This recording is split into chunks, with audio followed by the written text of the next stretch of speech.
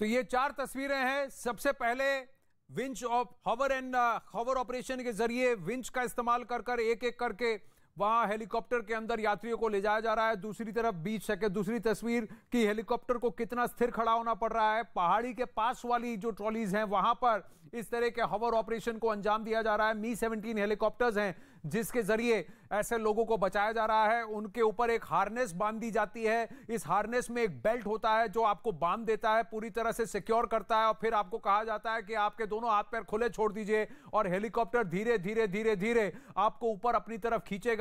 और अंदर वहां वायुसेना और आईटीबीपी के कार्यकर्ता मौजूद हैं जो आपको अंदर खींचेंगे, हार्नेस को खोलेंगे और फिर से रस्सी को ढीला किया जाएगा। हार्नेस को कैबिन की तरफ भेजा जाएगा, ट्रॉली की तरफ, जहां मौजूद एक रक्षाकर्मी होगा जो फिर उस हार्नेस को अंदर खींचकर एक और यात्री को बांध देगा और धीरे धीरे फिर से एक और यात्री को बाहर निकाला जाएगा। इस तरह से इस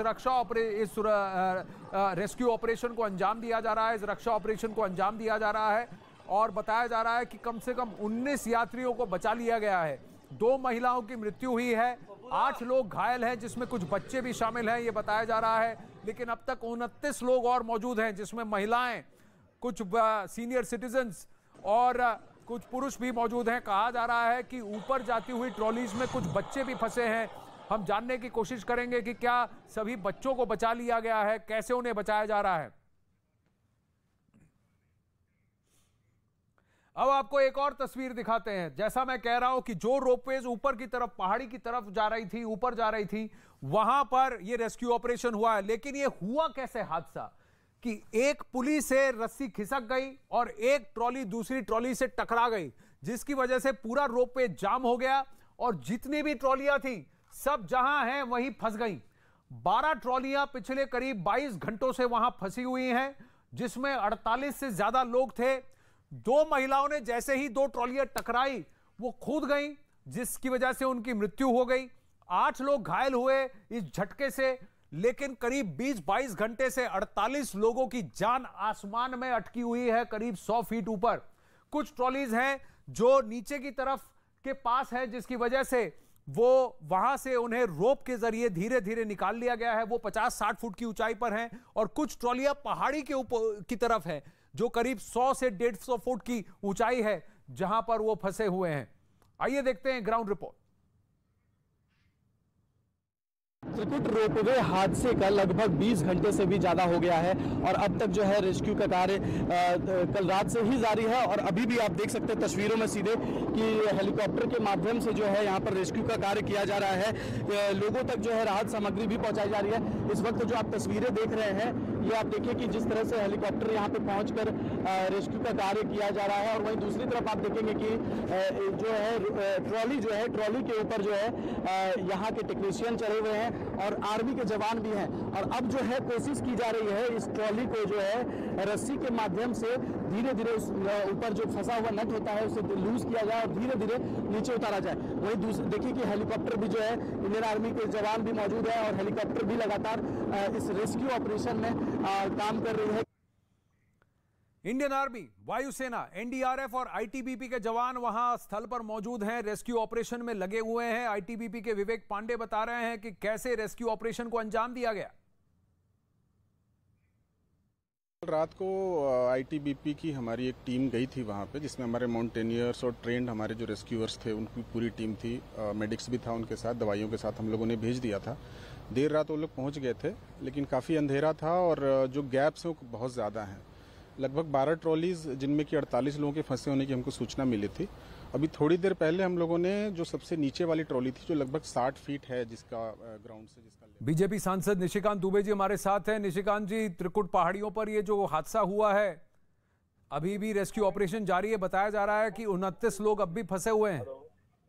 निशिकांत जी नमस्ते। जी, वो फंसे हुए हैं। नमस्ते। लेकिन हम लोग जो है लगभग आप समझिए कि 19 लोगों को बचा पाए हैं, बड़ी बात है। और जिस तरह से आर्मी, एनडीआरएफ, आईटीबीपी और एयरफोर्स लगी हुई है, उसके जवान जिस तरह से लगे हुए हैं जी, उनकी मेहनत बचे हुए सारे। लेकिन आसमान पर कम से कम 48 लोगों की जान पिछले 20 घंटे से अटकी हुई है। कोई ना कोई कारण होगा जिसकी वजह से हादसा घटा है। बताया जा रहा है कि ओवरलोडिंग हुआ है, शायद मेंटेनेंस नहीं हुई। प्रेस कॉन्फ्रेंस करूंगा। आज मैं इतना ही कह सकता हूं कि माननीय गृह मंत्री जी खुद ही इसको मॉनिटर कर रहे हैं। उनके प्रयास से पहली बार ऐसा हुआ कि ये सारे एयरफोर्स, आर्मी, आईटीबीपी और एनडीआरएफ का जो है ज्वाइंट, और मुझे लगता है कि मैं हादसे की जगह पर, क्योंकि कल शाम 8 बजे से जो मैं आया हूं तो लगातार खटिया बिछा के मैं वहीं हूं, मैं सारी चीजों को देख रहा हूं। पर ये यही है कि जिनकी आप जान अटकी हुई है ऊपर आसमान पर, शरीर वापस आ जाए और उसी के लिए पूरा प्रयास है। जी, इस कंबाइंड ऑपरेशन की दाद देनी होगी कि बहुत कम देखा जाता है कि सभी फोर्सेस एक साथ मिलकर काम कर रहे हैं। यहाँ जैसा आपने कहा, सभी कंधे से कंधा मिलाकर और अलग अलग तरीके से जान बचाने की कोशिश कर रहे हैं। एक तरफ हवर ऑपरेशन है, दूसरी तरफ रस्सी और रोप से ऑपरेशन बचाया जा रहा है। बताया जा रहा है कि ड्रोन से भी खाना पीना पहुंचाया जा रहा है ऊपर जो यात्री फंसे हैं। निशिकांत जी,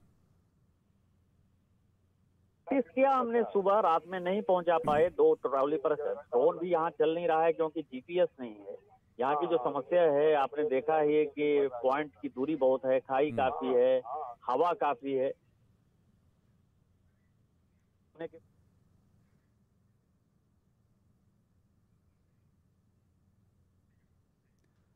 जी निशिकांत दुबे जी, आपने कहा कि कल शाम 8 बजे से आप घटनास्थल पर मौजूद हैं और मॉनिटर कर रहे हैं रेस्क्यू ऑपरेशन को। धन्यवाद हमसे बात करने के लिए। तो फिर वायुसेना, थल सेना, आईटीबीपी, एनडीआरएफ सभी के कर्मी मौजूद है, वहां अंजाम दे रहे हैं इस कंबाइंड रेस्क्यू ऑपरेशन को, जिसकी वजह से अब तक 19 लोगों की जान बचा ली गई है और भी लोगों की जान तेजी से बचाने की कोशिश हो रही है। जद्दोजहद वही है।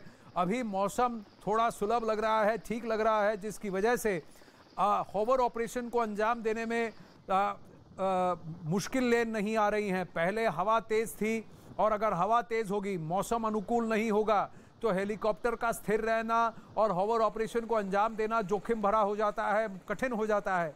लेकिन अगर मौसम इस तरह से रहा कि हवा ज़्यादा ना चले, धूप हो, खुला आसमान हो और मौसम ठीक हो, तो जल्द से जल्द लोगों को बचाया जा सकता है। तस्वीरों में हम देख सकते हैं कि आईटीबीपी, एनडीआरएफ और थल और वायुसेना के सुरक्षा कर्मी कर्मी वहां मौजूद हैं, पुलिस भी मौजूद है, स्थानीय लोग भी मदद करने की कोशिश कर रहे हैं। लेकिन इन त्रिकुट पहाड़ियों पर ये जो घटना घटी, इसकी वजह क्या है, इस पर निशिकांत दुबे ने कहा कि वो जल्द ही एक बार रेस्क्यू ऑपरेशन समाप्त हो जाए उसके बाद प्रेस कॉन्फ्रेंस करेंगे और बताएंगे कि किस वजह से 12 ट्रॉलियों में 48 लोगों की जानें पिछले 20 घंटों से अटकी हुई हैं। लेकिन फिलहाल ये डेयरिंग रेस्क्यू ऑपरेशन, जिसके लिए हमारे जवानों को